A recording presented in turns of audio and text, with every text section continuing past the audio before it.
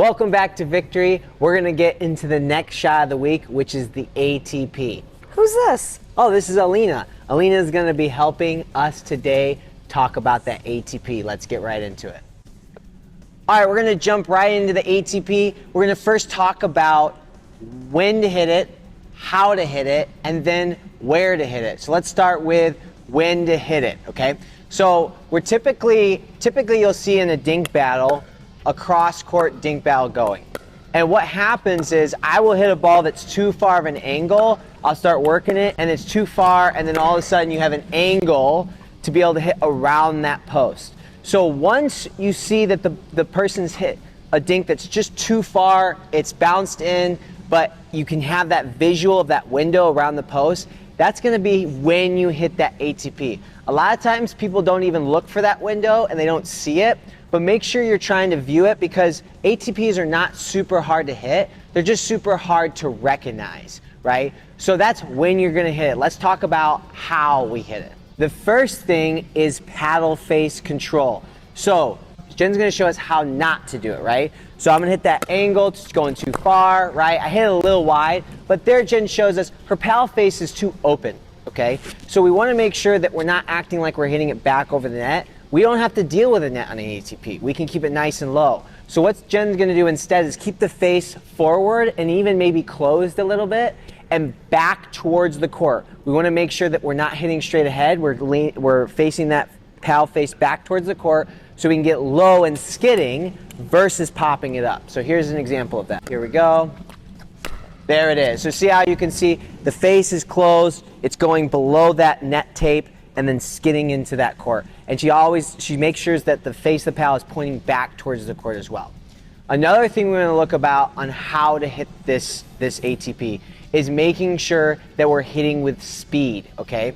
We cannot allow our face to be closed and then all of a sudden hit it too soft because then it will drop short big time. So you're taking a full swing at this, but you're keeping it really low. So this is what we don't want. She's gonna take a really short, soft swing, and then all of a sudden it just drops short, right? We wanna be taking a full swing and hit this somewhat hard, right? So I get this angle, and then boom, taking that full swing, getting it back into the court, keeping that ball nice and low. The last thing that we want to be doing on how we hit this ATP is our timing. So the ball is going to bounce. We have to make sure we wait on it so it's going to reach its apex, bounce, hit its apex, and then go a little bit further. We wait till it gets that window, we can see that window, and then we hit it. The problem we get into is we don't wait long enough, and all of a sudden we don't have that window. We got to go back inside the court. So Jen's going to show us she's not going to wait very long for that ball. She's going to hit too soon, and then she doesn't have it. So that one actually was pretty good. So we're gonna hit one that's just too soon, like she's not waiting on it. So get it early, good. And then she'll hit the post. It's just too quick. Now she's gonna wait on it, right? So she's waiting till it travels. See how that lag time? She just waits till it gets a little bit further out and then goes for it. I know I'm not hitting the most perfect shot. Some of them are out, but you can see the timing of that waiting on that ball. All right, now we're gonna talk about where Jen is going to hit that ATP. Now, Alina is my partner. When the ATP happens, typically the partner will kind of slide over a little bit. Sometimes they won't get over far enough, right?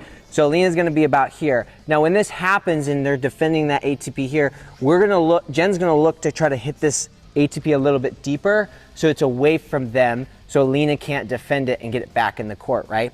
So if Jen and I are hitting our dinks back and forth, okay, and then I hit too far out wide eventually. Let's see if I can get it. There we go, a couple more. There it is. Okay, then she tries to get that ball deeper in the court. So we'll try one more time. Okay, I'm doing a bad job. There we go. There we go, you see that way. And so you see where Jen places it deeper in the court. She's trying to get to a spot, okay? If she's hitting it too far inside, then Alina has a chance to get that ball back in play when she's defending. So as a defender though, we wanna make sure that we're getting as kind of deep as possible because it's harder to hit to the inside, okay?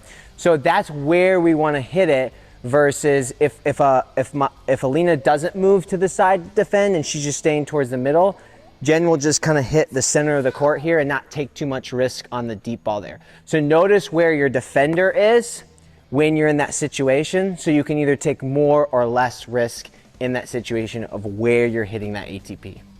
All right, we just got done talking about the ATP. We're also going to be talking about other things, attacks besides that, but be ready this next week for be hitting that ATP and other attack balls. Alina, what do you think we're going to be doing for next week? She has something to say. You have something to say? Come on. It's going to be associated with the ATP as well. Oh, really? Oh, really? It's going to be associated with the ATP as well, but it might be on the other end of that. So stay tuned for that next shot of the week.